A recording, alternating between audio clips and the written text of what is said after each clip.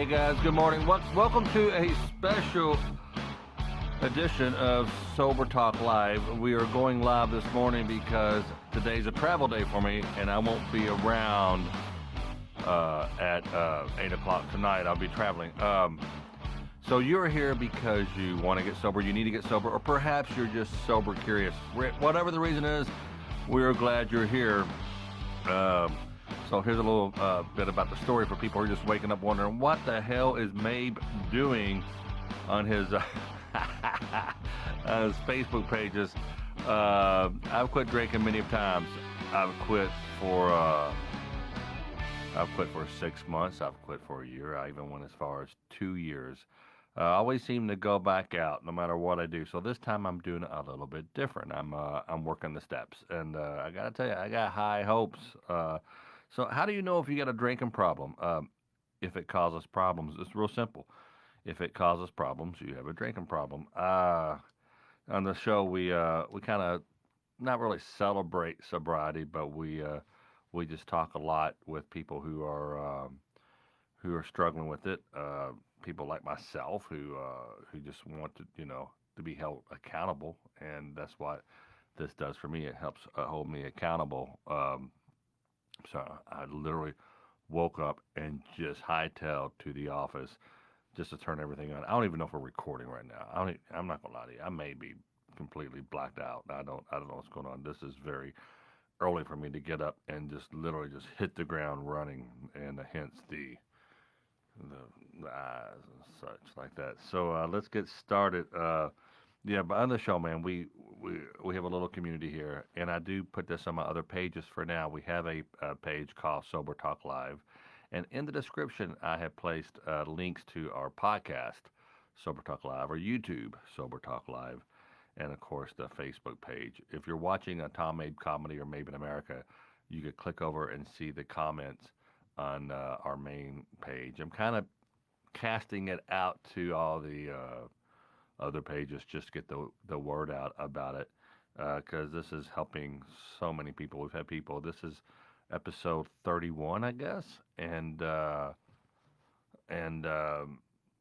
yeah. So I've been going back watching the tapes, or well, not the tapes, but the recordings of shows. And one thing I noticed, besides feeling a lot better and losing that 1 inch of beer fat in my face, is I would drink to self-medicate just to put me in a better mood, just to deal with problems. Then all of a sudden, the drinking became a bigger problem, and the problems I was trying to self-medicate with would push back into my mind. I realized that being sober, being alcohol-free is one thing, but being alcohol-free and happy, well, that's another thing. I've noticed that I'm a lot more twitchy. My body is going through such change that if you a lot of people think I'm on drugs. Yeah, Tom quit drinking, but look at him, he's twitching a lot. I have Tourette's, and hence the blinking, but the blinking is a lot more exaggerated now that I stopped drinking. So there you have that. We have 57 people watching. Hey guys, good morning. So I want to thank the people who have agreed. Last minute, I realized that I have to go to Nashville today and write, and I'll be writing with Jim Moose Brown. Jim wrote he's a dear friend. Did an album with him. He wrote 5 O'Clock Somewhere with Alan Jackson. So there's Brian Partlow, David Edmiston. Hey, we'll be calling David Edmiston here shortly. Ted Watson Jr. Hey, Ted. Bob Van Orden's here. Tina's here. Yeah. David said, he noticed himself waving back to me when I waved to the camera. That Laura Booth. How you doing, Laura? Laura's up this early this morning. So let's get right to it. Let's call our first caller. We go for an hour. Oh, by the way, today is 89 for me. I got this really, really cool app here. It's called My Spiritual Toolkit, and tells me how many days I've got. I've got 89 days sober, which is really, really a cool thing. This is not an AA meeting. I am working the steps in AA, but a lot of people, we had people the other night, one guy quit for 10 years, without AA. One guy quit for 20 years. I know me, and I know this is what I have to do. So we're not big book thumpers. We're not trying to convert people over. A lot of people do just treatment. A lot of people do religion. A lot of people do therapy. I'm doing therapy, uh, AA, and lots of chocolate. Yeah, so I highly recommend the chocolate above all. And Doug Florio told me that years ago. And I said, well, how do you deal with the cravings? Cake. Ate lots of cake. So let's get to our first caller here. So good morning. This is in a perfect world, I would do sober talk at night, the 8 o'clock show, and then I would do sober talk.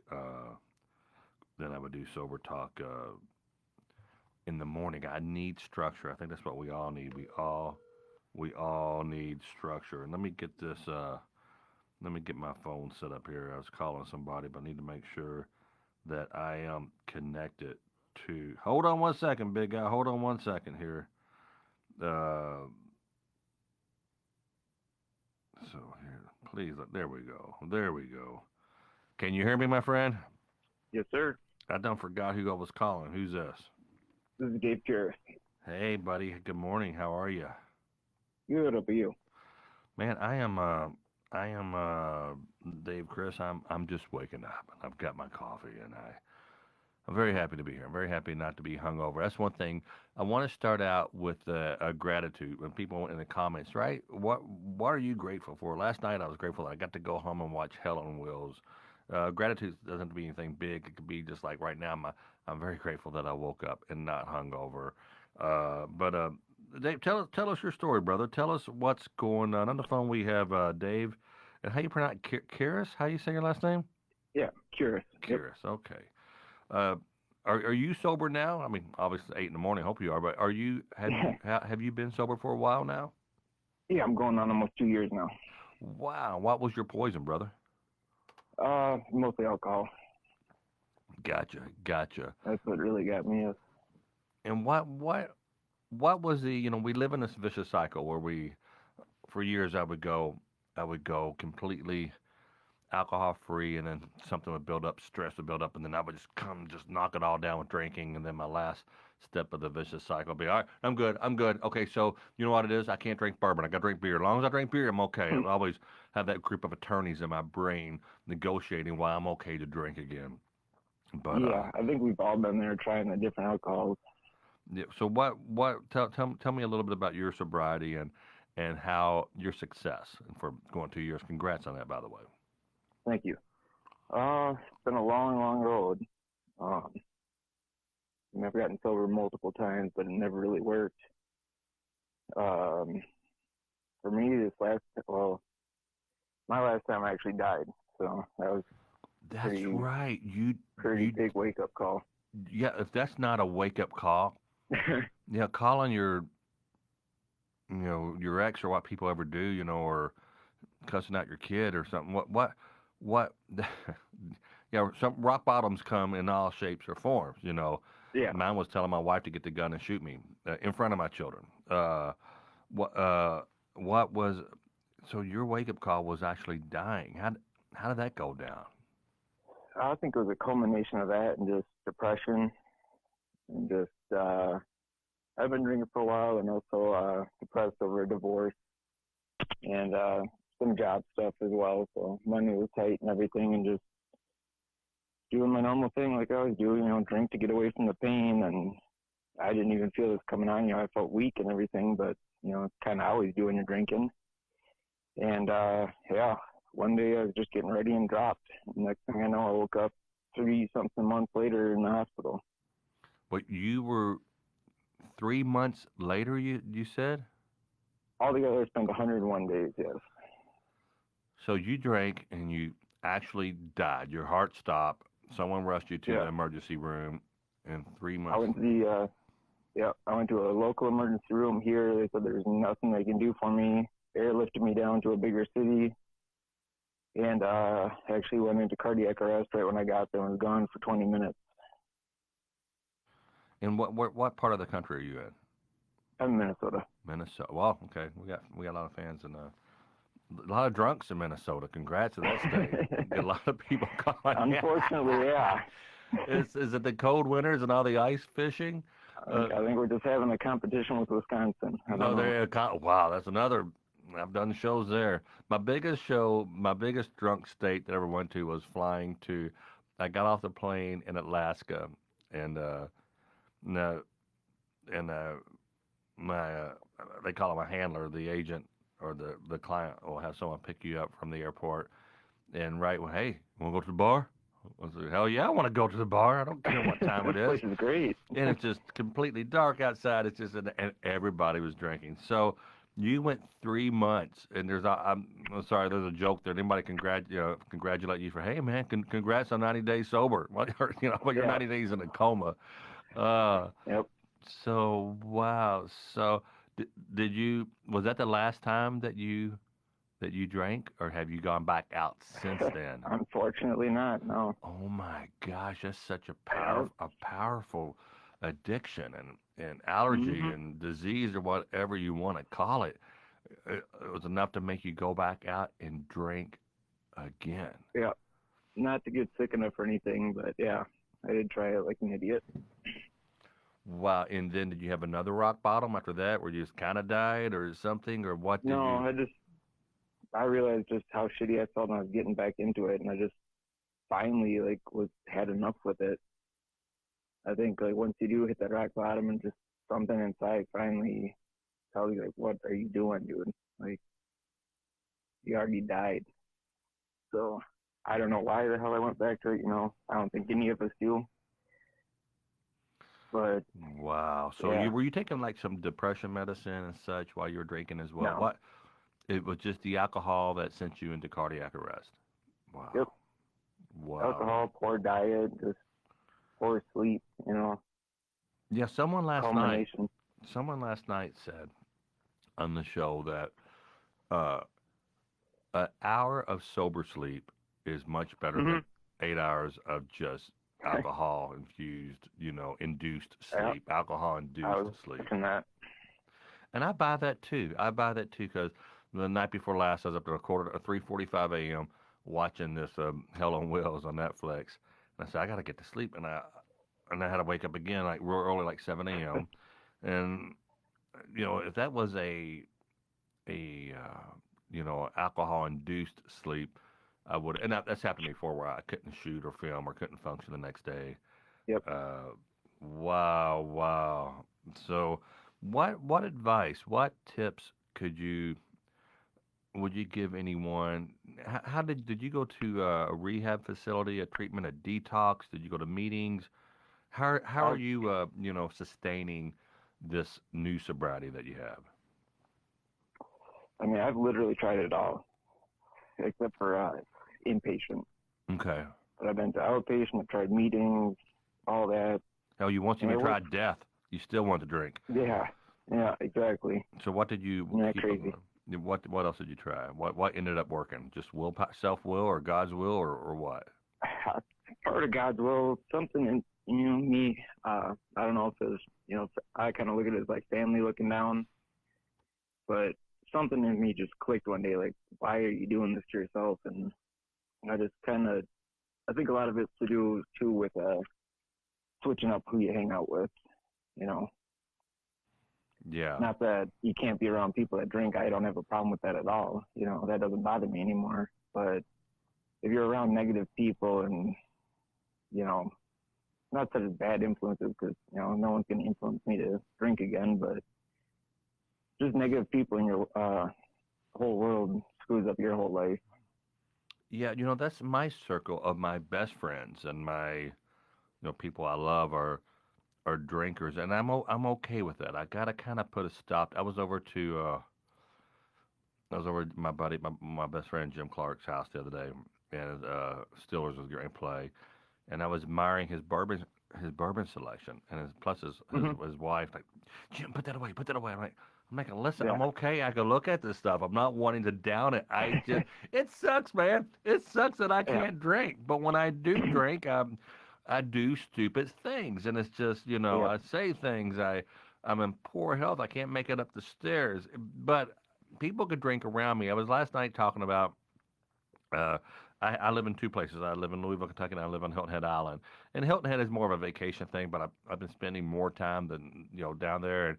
And I was going to take a group of buddies. A buddy of mine's getting ready to have a big birthday, and I said, let's all go down and we'll golf and we'll hang out. We'll go play some music, and because it's all my most of my friends are musicians, and we used to. That's why I moved down to bought a place in Hilton Head because I I started playing music down there as a kid, and I thought, I mean, if I could ever afford to live down here or find the right deal, I will. So we found a place right on the beach, 28 years later, and I mentioned that I was going to go to Hilton Head and be the sober skipper, if you will, be the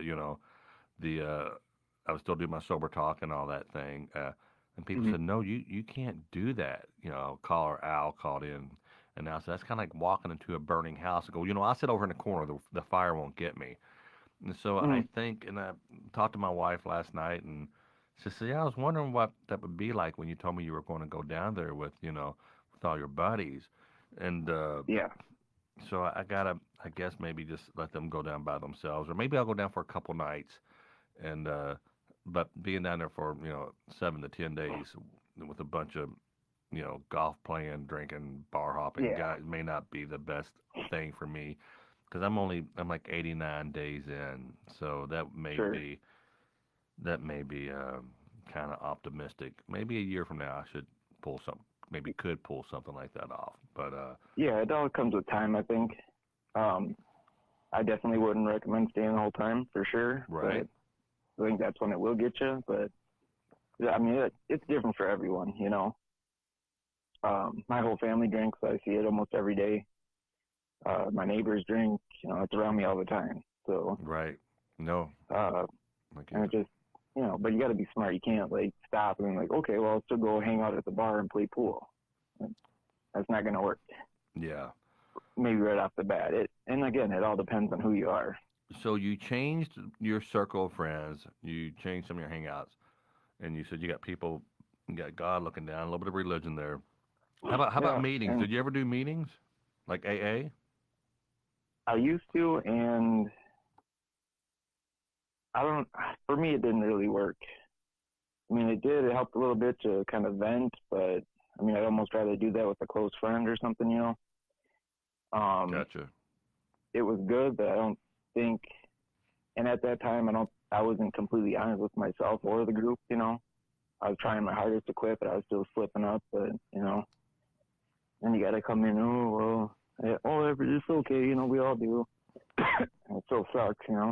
Yeah, I And think then, what works for me is because I think people should work the steps. They have steps for everything: gambling, overeating, chocolate mm, anonymous.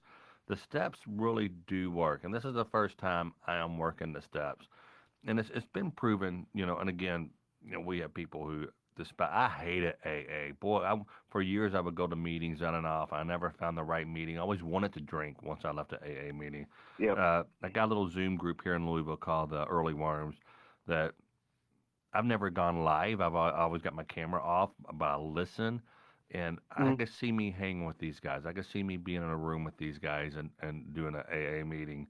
But they say you have to find the right one, and definitely. I'm hoping it works this time. This is the first time that I'm actually you know working with a addiction therapist and whatnot, and working the steps, working with Gary here who's watching now. I'm kind of easing into it, and Yep. which you get an old timer. I have a guy in my neighborhood who's like, no, once you get serious about your sobriety, you give me a call. He's one of those. I suspect his Hmm. sponsor was a drill sergeant, and I'm like, no, no, I'm not. Yeah. Again, even though it's 89 days of not drinking, it's still I have to kind of, dude. I'm a late learner. It takes me if someone takes like 20 minutes to learn something, it's going to take me 4 days. It just takes a while for Yeah. things to snap. Oh, I get it. I get it. And it's just I've always been that way. But I understand the whole. I like the Zoom meeting. I hear people who were sober prior. They went to the live AA meetings. In person, and they hate the Zoom meeting. But I like being able to sit there and not be Yep. seen or heard. They know I'm there. They see the little avatar, my face or whatever, but I've yet to raise my hand.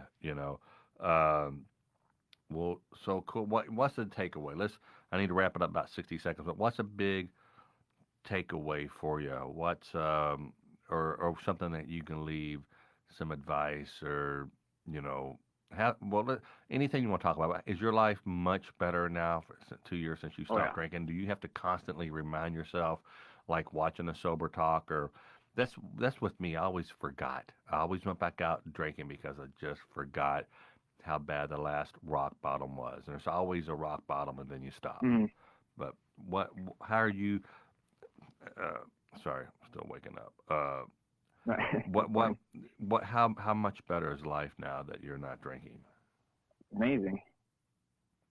Like completely different. After a while, like it's weird, but like you'll notice stuff that you hadn't noticed in years. Like I've been drinking on and off for quite a long time. I'm only 32, but I started when I Okay. was like 16, Okay. and not like heavy right off the bat, but probably by the time I was like 19, 20, pretty heavy. And nothing really bad happened for quite a while, so I didn't think it was a big problem. Right. But as far as like getting away from everything, I just say try to think about what you like doing before drinking. If that makes sense. Um, I realized, I used to ride dirt bikes, work on them all the time, and I kind of just gave that all up because you can't go do that when you're drunk. You're gonna die. Right. Yeah. Oh, yeah. And Um, I have a Euro bike, and I love riding. mhm. And I hate to say it, but I've gone out, I've gotten a good beer buzz, and take off in the neighborhood, just ride around the neighborhood. Next thing you know, I'm on Taylorville Road or Hurstbourne Lane. Just Yeah. and just stupid stuff. Just Mhm. really in the confidence and the normalcy, what I would feel when I self medicate. Because I'm a very Yep. believer now. I'm kind of not people see the prankster, man, you're so outgoing and this and that. No, I'm kind of I like being by myself when somewhat a loner, but the alcohol would Mhm. bring me to a level playing field where I could be. Either I was overthinking things or trying to overachieve, it's working too much, Yeah. and the alcohol just kind of was. I call it compression for depression, and it would just bring me right down there. But my thing was I would worry sober. I would worry so much about the kids and this and that. Oh my gosh, this girl, they got my daughter's driving now, and worry about all that Mhm. and the alcohol would make me happy, and I always just wanted something that gave me a four beer buzz, like Prozac or something. And over the Yeah. years, Isn't that crazy? yeah, and over the years I've taken all those antidepressants, but they've always been, you know, what's the word? My gated, I don't. Anyway, they wouldn't work because I was drunk. That's Yeah. that stuff does not work when you're drinking. I Uh, don't really believe in them anyways. you don't believe in They the medication? antidepressants. Yeah. I Why mean, I'm you sure it think does. they're lying? I don't follow. Why don't you believe in the Well, antidepressants? a lot of them do the placebos. So sometimes you are just getting sugar pills. So but also just it. I don't know. I didn't feel any difference from it at all. If anything, I got reverse side effects, like not bad mentally, but I just didn't No, feel right. I get you. Yeah, that And can happen. I'm sure it can. and then I talked to my doctor about it, and he goes, "Oh yeah, by the way, them pills are as hard to get off as they're the same as heroin. You got to wean yourself off it." I'm like, Yeah, "You didn't tell me anything about this." I So never had a problem quitting with the Prozac or Lexapro or Zoloft or whatever. I just I kind of don't I always just remember. I ran out and I just quit taking them. So, but uh, Yeah, he told me you had to wean off for 2 weeks and yeah, they. slowly. Mm-hmm. You know, so I Well, don't. I didn't see any benefits from it. I guess. So okay. Well, cool. Well, cool. Well, be careful up there in Minnesota. And has your winter kicked in yet? it's getting a little cold. Nothing crazy yet, but they were talking a little bit of snow later in the week. Wow, I will be in Hilton Head this week. I leave this week. I'm going down, and I should still be able to get in the ocean. So that's the beauty about south. Yeah, Uh, I live on the lake. You definitely can't get in right now. yeah, right, guy. Well, man, thank you so much for picking up and agreeing to come live. Great story. You almost died, and even after you got out of the hospital, you went out to drink again, and then you quit, and you've been 2 years sober, man. That's huge. Congratulations. That's really Hey, great. thank you. All right, buddy. I will talk with you down the road. All right, sounds good. See you, buddy. Thanks again. All right. Wow, that is a one hell of a story, man. That's crazy. Hey, a couple. I don't know. Maybe last week we had a guy on the phone named David Edmiston, and David has a thing. He built a little man shed, like a she shed. Remember that commercial with Geico, the she shed? Well, no, he calls it his Courage Cottage. It's a building out behind his house, and he'd go there and he would meditate and whatnot. And we're going to check in with him real quick. He was a good cause. I got to have him back on. So this is David calling up David. Hopefully he's awake. If not, we're going to wake him up. Good morning, Tom. Good morning. How are you? Hey, it's a great day to be sober, ain't it? I don't know right now.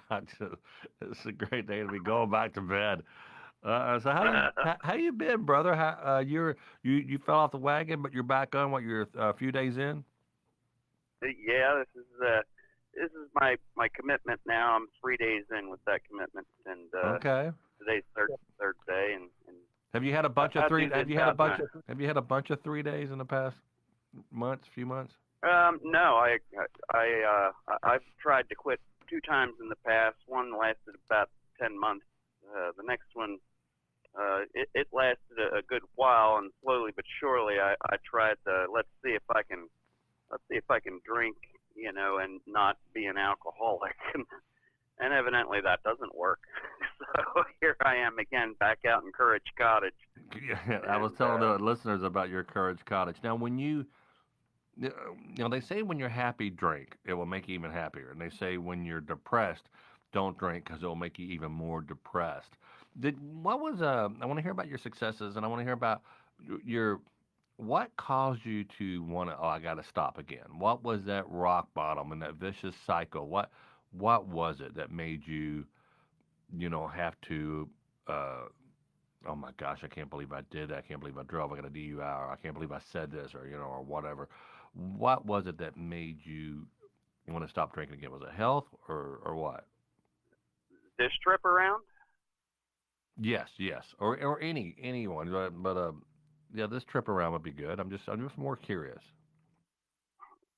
well, this trip around, it was pretty simple actually. It was starting to really affect my work, and more so my health. My liver was sending me nasty grams, Yeah, and your check liver light came on. That's what happened to me. Yeah. exactly. And so it came to the point where I said I've got to do something about this. And as I was making that decision, my job ended, and so I've got this free time. Henceforth, I'm on here. I would be at work any other time, but before I looked for work, I decided I would just go ahead and take some time for myself since I can, and try to make it better. I think that the best thing that seems to have worked for me overall each time that I've tried this is, it's really important to know the war stories, to hear them, and Hmm. people need to bring those up. But in the same token, I think it's just important to remember that being sober is a great thing. It really gives you back your life. It gives you back your family. It gives you back things that you lost while you were drinking. It gives you back your health, and so it's super important. It's just as important to remember, and you say it all the time. Hey, to be sober and to be happy is a different thing, It and that really is is. It exactly. really is. And I want I to call tell it thriving in sobriety. thriving in sobriety. Um, Thriving in sobriety. So I'm not a recovering alcoholic. I am thriving in sobriety. Every day I'm trying to make the best of that day and be grateful. And I love the grateful thing you're doing at the beginning there, give a chance for people to just think about what they're grateful for. I think that's Yeah, super Carl, important our every buddy day. Carl brought it up last night. Yeah, in the comments, right? One thing, if you show us something something you're really grateful for, and it doesn't have my family and this and that. I mean, sure you got that, but gratitude goes into attitude. So if you change, and then the attitude will adjust your altitude. How far far and wide will you be happy? And when you're grateful for something, it's hard to be depressed. And when I'm very grateful that I had, that I had a car to make it to the office today. I have an office. It could be anything. So, but you're right. Celebrating sobriety is that's what happened. When I first started AA years ago, when I was, kind of toying with this thing, this not drink. I never. Every time I quit drinking, there's no way I thought this is going to last forever. It was always like, this is a break. This is a break. But after a while, and seeing a history of, okay, I've, after 100 times of quitting and saying I'm okay with it, and it's not a bad. I don't right now. I don't crave alcohol. Last night I didn't crave alcohol, but I forget. That's the main thing. Why do people go drink again? Because they forget that vicious cycle. They forget they can't make it up, a flight of stairs because of their health or whatever. They just they forget. So I want to be. I'm very grateful. The money I'm saving, I could buy a small spaceship. So so no, unless you substitute shopaholic for alcoholic, there are a lot of you're Amazon not going to deliveries. feel that There's much. deliveries to my house, to my office. There are a lot of there's some shopping, but I try to buy small things. But no, it will that once that rat's in the corner, like I'm not drinking, something's got to give, something's got to get out, and I'm hoping. Well, right now, what's giving out. I'm doing sober talk. That's my outlet, and I'm really wanting to. I'm really wanting to, work out. I'm wanting to get back. I mean, a few years ago, I was in the best shape of my life, and boy, I felt well. I felt good. My clothes fit better. But yeah, that's a good point. That's a good point. What's going to make this different? You're 3 days in.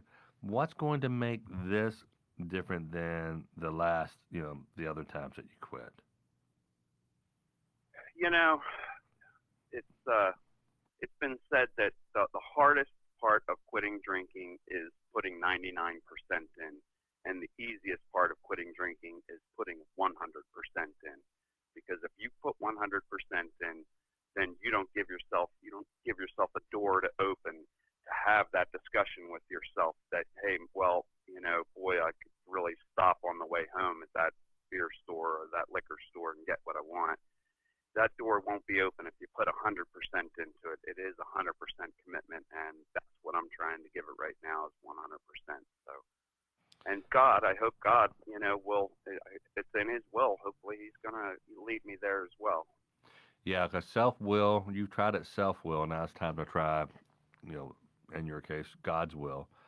In my case, too. I just want to be careful not to say, but yet trying to tell people how to quit or whatever. This is not a meeting. I do not give medical advice. I don't give any kind of, advice. It's just a place where we all kind of hang and we can hold each other accountable. And I'm seeing a lot. Hello, Natalie. Natalie Jansen's here. I'm seeing people who were here last night who are here this morning, and this is just an outlet. We seem to do better when we have people holding us accountable. It's like when you have someone to go to the gym with. You get a call from your workout partner. Come on, let's go. Let's hit it. Let's hit it. If he would have gone, Well, I yeah, think for me, this show has become it right now. I have social anxiety disorder. It's easy for me to talk on the phone, maybe, but for to go into those rooms was very, very difficult for me. It actually added more stress. And for some people, those rooms just aren't, necessarily the way because they're uncomfortable being put in situations. But I'm the big advocate for self-help books. There are a lot of different books out there. Some people were mentioning some books that they turn to for their daily meditations and so forth. I speaking have a of book, speaking, and I'm going spe- through that book every day. listen, if you don't mind, let's. Yeah, you're right. I use this app, and I love this app. It counts how many. I'll get your take on this today's reflection, daily reflection. Uh, it goes. This is. Can you continue to watch for selflessness, dishonesty, resentment, and fear? When these crop up, we ask God at once to remove them. We discuss them with someone immediately and make amends quickly if we have harmed anyone. Then we resolutely turn our thoughts to someone we can help. So a lot of time I have these self-serving. Uh, oh, geez, God, I'm sorry. uh, not methods, self-serving motives. Like, what can I get out of this? How is this going to make me feel better? And it's somewhat stingy when I try to, but I find myself, this show is not a self-serving motive. I do this because it helps me, but it also helps other people. But asking God to lift the self-pity and the worthlessness, from you, boy, that really really helps me. Is looking at, and a lot of people will do the nightly, inventory. What did I do today that was kind of pissy to somebody, that was kind of rude, that was kind of, you know, do you ever take inventory of your day at, or like in the morning on awakening? Do you go, okay, here's what I want to accomplish today? I'm like me, I want to do sober talk, I want to get a song written, I want to do blah blah blah. How do you Ab- go ahead? Absolutely. Yeah, I have a routine. Now, I didn't have the routine obviously when I was drinking. Who knew how I would feel the next morning when I wake up? Who knows if I would, how much I would drink the night before? Sometimes it would start the day off drinking. So it was difficult to make any kind of a routine. But over here, I've got a routine, and the routine is I get up and I take care of a couple of the chores, cleaning around, and simple stuff. Make the bed, get to my book, and study Yeah, structure. that day's Structure, that's chapter. right. That's exactly, if you have that structure. Hey, I want to break script real quick because this is a comment. Sometimes I can't see the comments once they disappear. Now, you have a wife, right? Or your fiance for like 30 years or something, you said. Uh, For well, for 12 years, yeah. 38 years, David's been engaged. Man, congrats on the engagement. Teasing. Bree writes in, I can't see because it's so early. Tom, have you done or considered doing an episode of spousal support groups for people living with an addict? I would be interested in knowing what support is out there, what a spouse can do to help with the recovery process.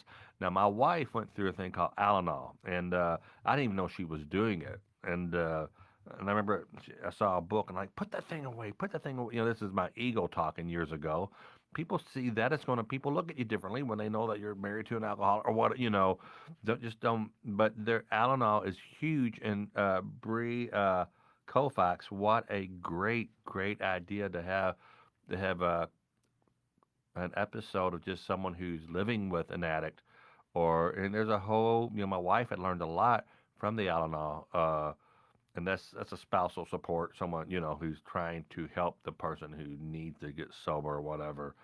So that is definitely something. But your wife quit the same. You guys both drank at the same time, correct? You were one drink, both And drinking. we're actually quitting at the same time. So she is, I believe she's in the room. I've seen her at some point, uh, but she hasn't said good morning or anything yet. What's her But it's early for her. what's your wife's name again? It's not April, is it? I forget. Teresa David Mullen. Gotcha. Okay. Teresa, I don't see her in here. Depending on what page she's on. Right now, I'm just casting the live cyber talk, sober talk. Oh, That's kind of exciting. Welcome back to Cyber Talk, your one-stop shop for being a loser. I'm teasing, but I haven't seen her in the Tom Mabe comedy. But yeah, that's quite interesting. That's so. How long has Teresa gone? Is it the same as you? When you drink, she drinks. pretty much, yeah. So she's on her third day, same as I am. Man, I hope it sticks this time for you, David. That would be, boy, that would be just that would be great. I really hope it does. And I'm I hope that for all of us here. This is a fantastic forum, and it's very helpful. You're really helping a lot of people, and we all appreciate it. again, I'm helping myself. I get emails offline where people, when they are asking me to give them advice, I'm like, dude, I'm the last person you want to take advice from.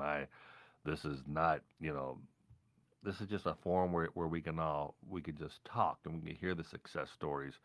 And like you said, David, it's good to just know that we're, we are, to celebrate the sobriety because of the money we're saving, the life we're saving. Drinking is just a waste of money, a waste of life. So this is something really, really, I wish I could go back with an eraser and just delete some of these things in my memory, and I wish my kids never had to hear me say something so bad, and there's just so many things. I mean, it's just I've never done anything bad, knowingly, bad or embarrassing while sober. Yeah, I'm kind of a weird guy anyway. So if I said anything embarrassing or if I had a bad show, it was because if I was sober, it was just because the stars didn't line up right, or I just. But when I do, if I have a bad show, or if I say something goofy or something stupid, I'm aware of it. I go, oh no, that's what's going on here. No, that was sorry. That was a bonehead thing to say. I'm very very sorry about it. But when you're drunk, it's it's a drunk thing to say, and you don't care. You'll just keep on saying it and keep on digging in. It's That's the truth. yeah, man. It's but things when I'm sober, I'm always a week away from buying a private jet. When I'm drunk, I'm always a week away from being homeless. You know, I use the private. I'm not buying a plane. I'm in no position to buy a plane. I'm just saying that the stars. I mean, there's no limit to what you can accomplish and what you can do, and that's I've heard you say that before, and I love that saying. It fits. I bet it fits a lot of people. it does. It really when you have your crap together and you're sober, you can definitely just you can approach anything. You can deal with anything better than you. But then when you start, oh my gosh, I can't deal with this. I got to have a drink. Then that's the issue. Then you can't have it. And things just go out the window. Things just go out the window. Well, brother, I gotta call Gary here in a second. Man, day three. Let's check in. Like I said, I probably won't be and I probably won't be home tonight for sober talk at 8 p.m. Eastern time. I'll probably be on the road. I'm going to Nashville this morning. But definitely let's make it day four. Make it. And real quick, what is it that makes you just go back out? Like 4 days ago, what was it that made you? How do you get 3 days under your belt and go? All right, I'm okay. I'm cured. I can drink. What is it that makes Nothing you? will ever make me say I'm cured and I can drink. Alcoholism. There you go. Alcoholism will say a lot of dumb stuff to you, man. I get it. I get it. But the accountability, going to a meeting, going to a therapist, being around a group of people, even this little sober talk community. And if you guys want to watch at home and you want to watch it in the car, we do have Sober Talk Live on podcast now. Just go search it on whatever podcast app you use or whatever.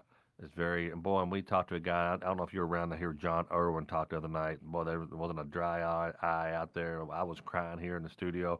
What a powerful, powerful share. Um, so, well, brother, thank you so much, and I will talk with you. Oh, Bev Holland is finally here. Hi, Bev. Uh, but Hey, uh, Tom, yeah, it was great talking to you. Thanks a lot for calling, and I'll yeah. be watching. Was there anything else? Did I cut you off too early? I'm sorry. Was there anything else you needed to say or wanted to say? Nope, good morning to everybody. It's a great day to be sober. It's a great day. See you, buddy. Talk with you soon. All right. All right, man. That was a great call. Always enjoy speaking with him. All right, now we're going to wrap up the show with Gary. Gary, we are coming at you live. Gary's going to be on a work truck or something. He's going to have Leonard Skinner playing in the background. You're not going to be able to hear him, but hey, let's just end big. I'm teasing. Good morning, Tom. Oh, good morning, Gary. You actually sound good. I was just telling the audience that you're going to be in some kind of work truck, jamming Leonard Skinner in the background, but no, I hear you. I hear you loud and clear. This is awesome. How you doing, buddy? Oh, pretty good, pretty good. Getting ready to get this workday started. On my way to a job. Good, good. My wife woke me up at 7. She said, don't you got to go to Nashville? And aren't you going to do a sober talk this morning? I mean, I just snapped out of bed, threw a shirt on. I'm pretty sure a dog peed on this shirt because I was looking around for pee, walking around trying to find the pee smell, and I realized it was coming from my shirt. So yeah, but I like getting up this in the morning and getting and doing this. I like waking up to this. It's going to set the tone for my whole day. So, how you been? What's going on? What's the latest? Are you still hitting your meetings and such? Last time I talked to you, you said that you just weren't feeling one night. I don't know if you were sick or what, but how you been? It's been a long stretch of about 2 weeks. I do an on-call weekend, and it's just been multiple days, multiple hours. 11, 15, 16-hour days. And It's just been tough, but that's life, and I could either use that as an excuse to drink, or I can keep moving forward with my sobriety and my recovery. And I choose the latter of the two, and it's just it's not all rainbows and unicorns, like I like to say. It's learning how to deal with life as it comes and not use it as an excuse to go drink. Right. But you have to make time for some kind of, when you can't make it to a meeting, you can't make it to a therapist. Or do you get up and, do you read your big book? Do you go over things in your head? Do you still have your structure, serenity prayer, or what? Yeah. And we're talking yes, world right now. Go ahead. Yeah, I still do my daily readings in the mornings. Sometimes I'll be in a rush, but at some point, usually before lunch, I'll get my daily reading in and just a little quiet moment for myself to kind of prepare myself for the day with what's going on. And and I also have an app on my phone. It's called AA Big Book app, and there's a lot of speaker meetings on that app. So sometimes if I'm feeling a certain kind of way, I'll catch a meeting. I'll just listen to one. So they're and these are like good speakers that they boy, I love to have a couple of those guys on the show because they apply to people who aren't even in the program, or in the AA program. And my second question is, do you find that just the structure of reading those, your big book app or whatever, do you find that structure keeps you kind of in line? Is it kind of like going to the gas station and filling up? So the more you stop for fuel, the further you'll go in your sobriety. What is it? What the meetings and your daily readings and your meditation, do they act as just a reminder not to drink, or do they help in other ways? Yeah, it's kind of a reminder, kind of a refresher. And it's also the discipline. You have to discipline yourself to do it. And it's easy to fall out of that discipline. It's easy to what we call in AA what we call resting on your laurels. It's easy to start doing that, and when you start doing that, bit by bit, addiction will creep back in. And so we'll go back because I'm an idiot. What does I've always heard that resting on your laurels. What does that mean? That basically means resting on your accomplishments. I've got 2 years sober. Saying I could skip some of this. I don't have to do all. I'm a pro. Yeah. That I've got this, and what we learn in the recovery process is we don't have this. I'm no different. I heard you say you've got 89 days. Congratulations, you're about to get that 3 months in. Right. And I'm at almost 2.5 years, I'm no different from taking another drink than you are. Just because I've got a longer amount of time doesn't make me immune to the disease. And I'm a drinker like you are. When I start drinking, I'm going to keep drinking. And some of the hateful things that I've said while I'm drunk, I mean, just, my goodness. That kind of makes me feel, yeah, dude, I'm not sure I will ever get over those things that I've said drunk. I don't think the people I've said them to will ever let me even make amends to them. But that's where you were. It's not where we're going to be, but yeah, it's so don't rest on your Lord. Don't go, hey, I'm a pro. I've quit for 2 years, or I did this. It could come back if you do not constantly remind yourself that, hey, we know how this plays out. Let's play that tape out. Let's look at the end of this movie. This end of the movie always ends with me, once I drank, always doing something stupid, always getting drunk, always hurting someone. So that's what I've heard that. Play the tape out. I've heard people say that. That's a great reminder too. In the 10th step, if you are doing step work, the 10th step there is that daily inventory to kind of see where you are headed, to what you're doing and to how you're handling things. If what we call on the beam or off the beam, if you're acting selfless or if you're acting selfish. I like that. Selfless or selfish. Selfless is where you're doing things for other people, and you're being selfish. It's just all about you. Yeah. And I was told early on in recovery that in order to get sober or clean, you got to be selfish. But in order to keep it, you got to give it away. I'm Wow. like, I don't understand this. Like, I got to be selfish, but I got to be selfless. So I was like, you're confusing me. And he said, well, you're thinking too hard, you know. It's kind of like a lot of people, what you're doing for Sober Talk is helping so many people. Like, screw those people. It's about me. This is just a reminder. Like, if I throw this out here, I'm not going to go get drunk at the comedy club Friday night because people see me on freaking Facebook and YouTube being. So that's kind of the selfishness in me. But now I'm being selfless, but I continue to, and I'm always going to need this. Am I going to need it twice a day? I don't know, but I just, yeah, this, but no, that makes, in the beginning, you have to be selfish.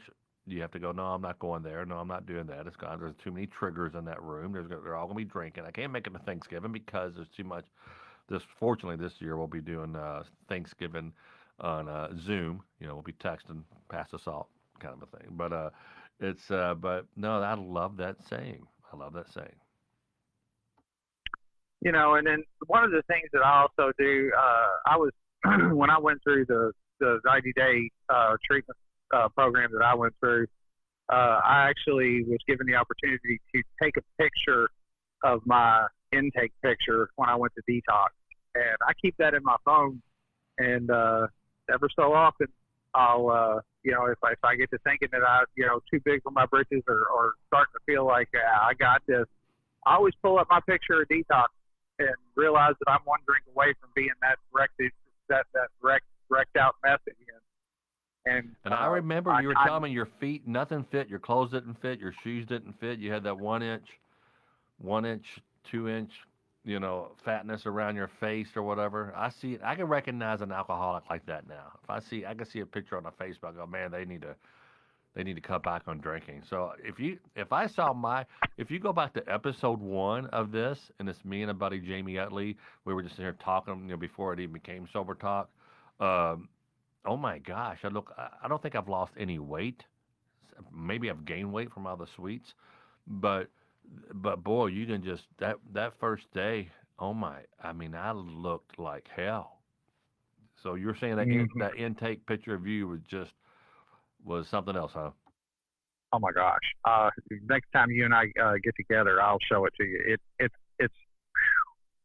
It's a difference between night and day. And I've actually I'm holding the same amount of weight that I was then, but it's not fat. I've all the swelling's gone. My feet, my rings fit on my hands. My shoes fit on my feet. I don't have to leave the top of my button on my pants unbuttoned because of all the swelling and everything. That's for the vain people like me out there. I've always done that. I've always, when I've had to do something or if I had to be around people or be around cameras or whatever, I would quit drinking for even a week and just get that swollen down, swollen. Yeah, there's for people trying to be. You could be the same weight, but look, and people, did you lose weight? Did you lose weight? Nah, I've actually gained 4 pounds.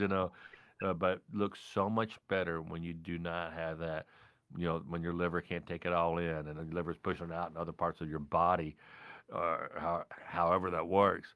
That's pretty daggone amazing. That's how that works. God, life is so much better.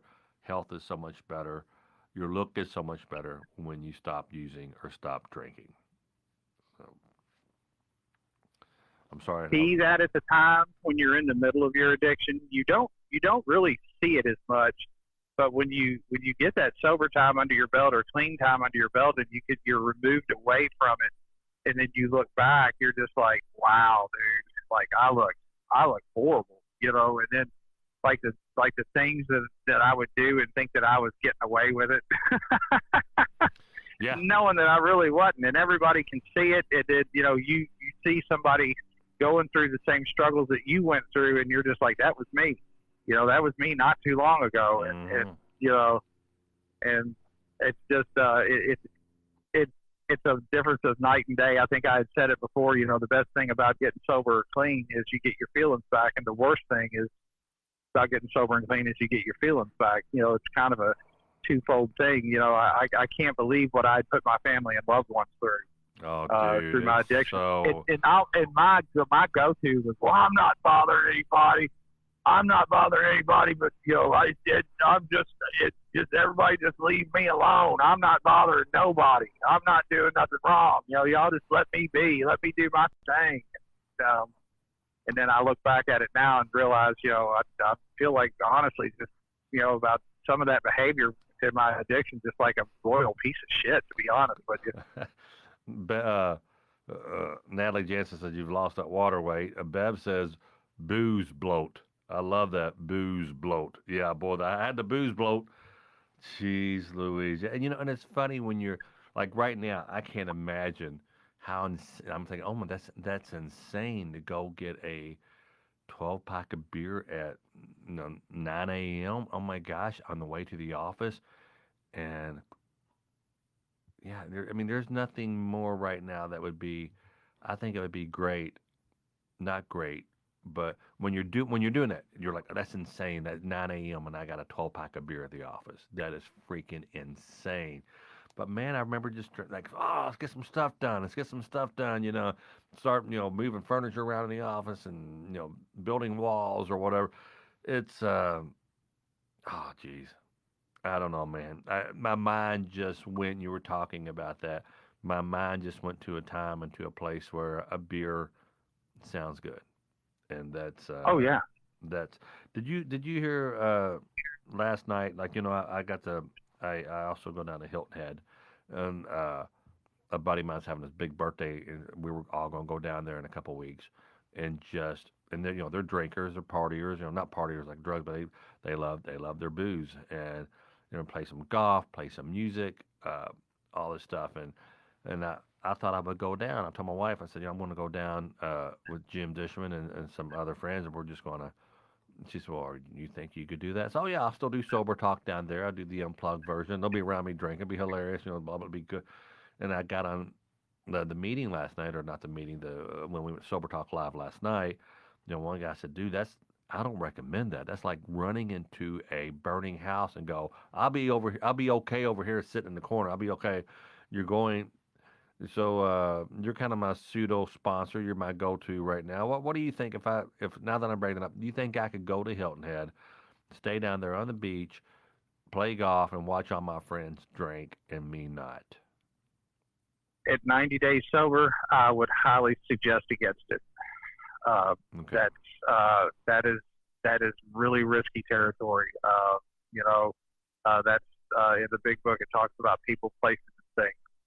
And that very well could be a trigger for you, and I of course I play music and play out, and it's before I played out I had a year and a half sobriety before I played out, and I was still at that point a nervous wreck to go play out at a bar.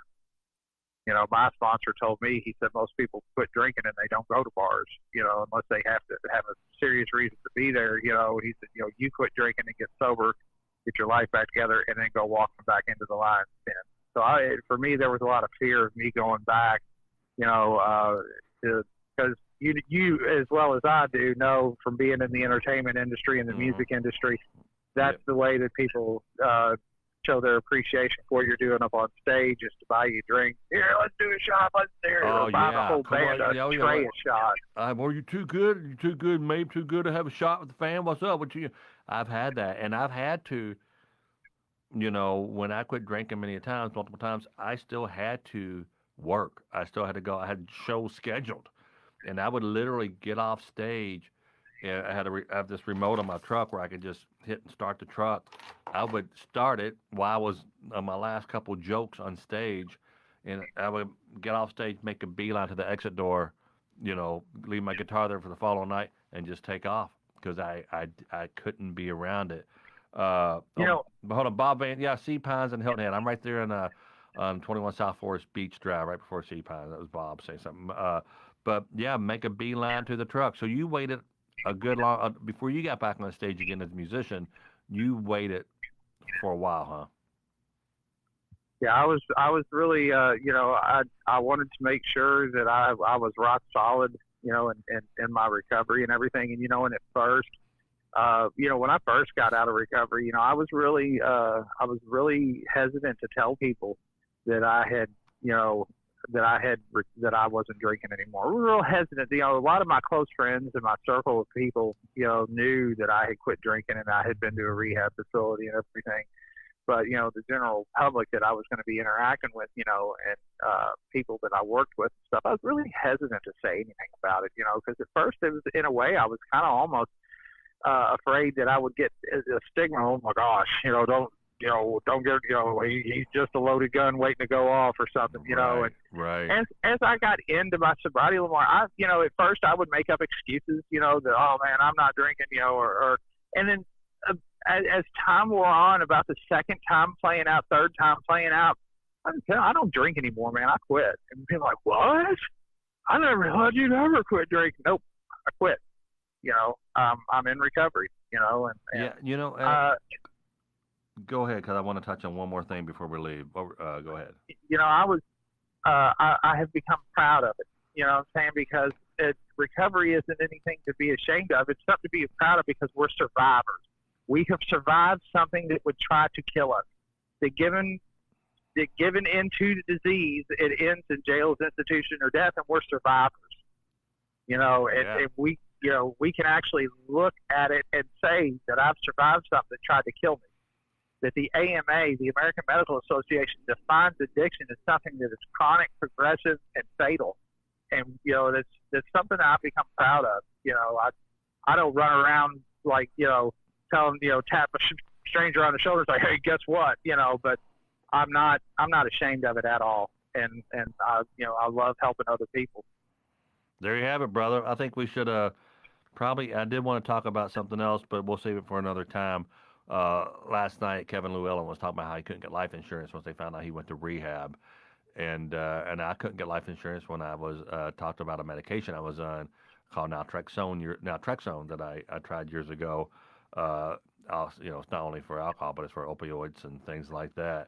So it can be a fine line there. What you can be proud, but more you kind of shoot yourself in the foot. So people need to think about being too public, maybe. But I'm to the point where I'm old and I don't care, But that's why it's called Alcoholics Anonymous. Wow, wow. Well, brother, I appreciate you taking time this morning and helping me out at the last minute. Last night I realized, I got to go to Nashville today or tomorrow morning, and so I'm going to do Sober Talk early because I won't be able to do it tonight. So thanks for coming on last minute. I really appreciate you. All right, no problem. Love you, brother. Love you, buddy. We'll see you. All right, later. Bye. All right, guys, there you go. Another episode of Sober Talk. If you want to see other episodes, go to SoberTalkLive.com. Well, I don't know if the website's up, but you got Sober Talk Live on Facebook. You got Sober Talk Live on YouTube. You got Sober Talk Live podcast. Just search those things. And if you want to be a guest, as always, you can email me at SoberTalkLive@gmail.com. SoberTalkLive@gmail.com. I will talk with you soon. All right, see you guys.